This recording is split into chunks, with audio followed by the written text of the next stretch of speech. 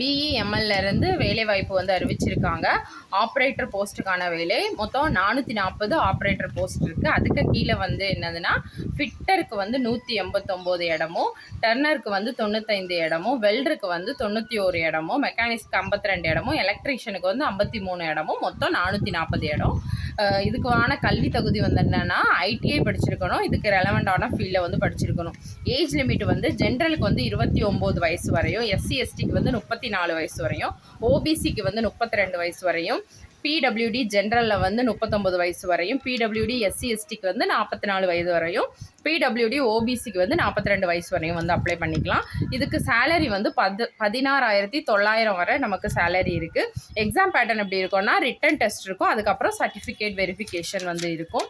Application fees வந்து SC ST பிடபிள்யூடிக்கு வந்து கிடையாது.